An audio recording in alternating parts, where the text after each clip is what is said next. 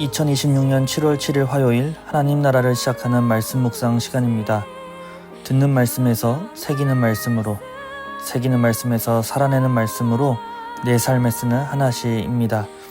오늘 우신 공동체에게 주시는 하나님의 말씀은 시편 7편 말씀입니다. 하나님의 말씀을 경청하십시오. 제7편 다윗의 식가연. 베냐민인 구시의 말에 따라 여호와께 드린 노래.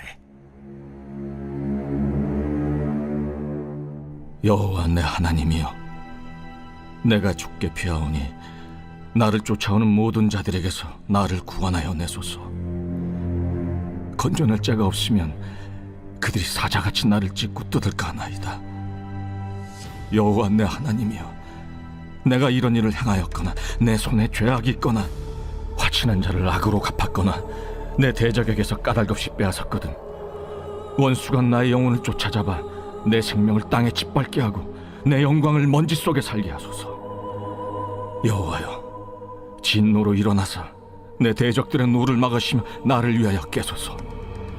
주께서 심판을 명령하셨나이다. 민족들의 모임이 주를 들게 하시고 그 위 높은 자리에 돌아오소서. 여호와께서 만민에게 심판을 행하시오니 여호와여, 나의 의와 나의 성실함을 따라 나를 심판하소서. 악인의 악을 끊고 의인을 세우소서. 의로우신 하나님이 사람의 마음과 양심을 감찰하시나이다. 나의 방패는 마음이 정직한 자를 구원하시는 하나님께 있도다. 하나님은 의로우신 재판장이시며 매일 분노하시는 하나님이시로다. 사람이 회개하지 아니하면 그가 그의 칼을 가시며 그의 활을 이미 당기어 예비하셨도다. 죽일 도구를 또한 예비하시며 그가 만든 화살은 불화살들이로다. 악인이 죄악을 낳으며 재앙을 베어 거짓을 낳았도다. 그가 웅덩이를 파만드며 제가 만든 함정에 빠졌도다. 그의 재앙은 자기 머리로 돌아가고 그의 포악은 자기 정수리에 내리리로다. 내가 여호와께 그의 의의를 따라 감사하며 지존하신 여호와의 이름을 찬양하리로다.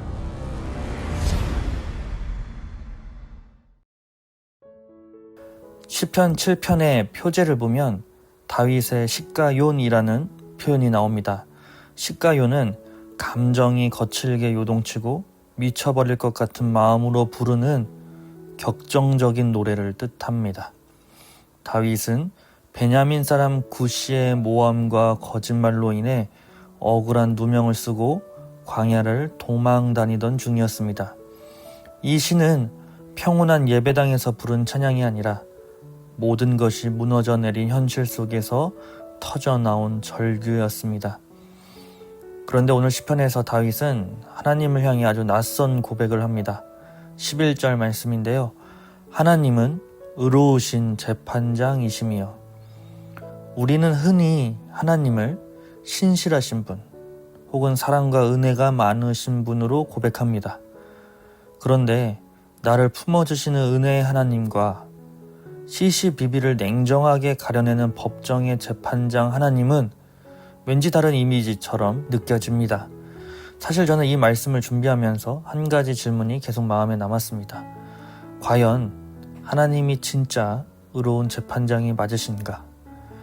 지금 우리가 살아가는 세상을 보면 그렇지 않아 보일 때가 너무 많기 때문입니다. 거짓말하는 사람이 잘 살고 남을 모함하는 사람이 오히려 인정받고 정직하게 살아가는 사람은 억울하게 눈물을 흘리는 일이 얼마나 많습니까? 세상의 법정도 완전하지 않고 하나님의 공의도 당장 보이지 않습니다. 그런데 오늘 말씀의 다윗 역시 우리와 똑같은 현실 속에서 살아가고 있었습니다. 사울은 왕이라는 권력을 이용해 다윗을 죽이려 했고 사람들은 거짓 소문을 믿었습니다. 이 땅에는 다윗의 억울함을 풀어줄 공정한 재판이 하나도 없었습니다. 그런데 다윗은 어떻게 하나님을 의로운 재판장이라고 부를 수 있었을까요? 구약학자 월터 브루그만은 다윗이 이렇게 기도할 수 있었던 이유를 세상의 불의의 법에 맞서는 하나님의 법의 힘이었다고 말합니다. 세상의 왕 사울이 내가 곧 법이다라며 칼을 휘두를 때 다윗은 광야에서 묵상했던 토라, 즉 하나님의 법이 적혀있는 모세오경의 말씀을 묵상한 것입니다. 즉 재판은 하나님께 속한 것이다 하신 그 하나님의 법을 기억해낸 것입니다. 지상의 법정이 타락했을 때 다윗은 하나님의 말씀 속에서 공정과 정의가 살아있는 법원을 발견했던 것이죠. 광야에서 다윗은 깨달았습니다. 이 세상에는 내 억울함을 풀어줄 재판이 없구나. 사울이 곧 법인 이 세상에서는 내가 아무리 결백해도 반역자로 남을 뿐이구나. 그렇다면 내 판결은 오직 변하지 않는 하나님의 법정에서 받아야 하는구나. 다윗이 하나님을 재판장으로 부른 것은 미래에 받을 보상을 기대해서가 아니라 오히려 지금 발을 붙이고 서 있는 사울의 불의한 현실에 맞서기 위함이었습니다. 내가 비록 사울의 법에서는 죄인이지만 진짜 법이신 하나님의 기준 안에서는 떳떳하다라고 선포하며 세상의 판단에 흔들리지 않을 단단한 기준을 하나님 안에서 발견한 것입니다. 어쩌면 오늘 우리 마음속에 재판장이신 하나님이 잘 느껴지지 않는 것은 당연한 일일지 모르겠습니다. 눈앞의 현실은 너무 불공평해 보이니까요. 그러나 오늘 시편 7편은 우리에게 중요한 사실을 가르쳐 줍니다. 세상 사람들이 나를 마음대로 판단하고 수군거릴지라도 그들의 판단은 가짜 재판에 불과하다는 것입니다. 내 삶의 진짜 기준은 오직 하나님의 말씀뿐입니다. 오늘 이 아침 이 세상을 바라보며 마음을 빼앗겨 낙심하기보단 나를 판단할 자격이 있는 진짜 재판장은 오직 하나님 한 분뿐이라는 이 엄연한 기준을 붙들기를 간절히 소망합니다. 세상의 구분 기준에 나를 맞추려 애쓰지 말고 공의로우신 하나님 안에서 당당하게 오늘 하루를 살아내는 우신 공동체가 되기를 간절히 소망합니다. 주신 말씀 기억하며 기도하겠습니다. 살아가며 억울한 일을 만날 때마다 우리의 마음은 흔들립니다. 사람들의 말과 오해, 불공평한 현실 앞에서 하나님의 공의가 어디 있느냐고 묻고 싶을 때가 분명히 있습니다. 그러나 오늘 다윗을 통해 배우게 하시니 감사합니다. 세상에 공정한 재판이 없었기에 오히려 하나님의 법정을 붙들었고 결국 하나님의 판결을 바라보며 살아갔음을 기억하게 하옵소서.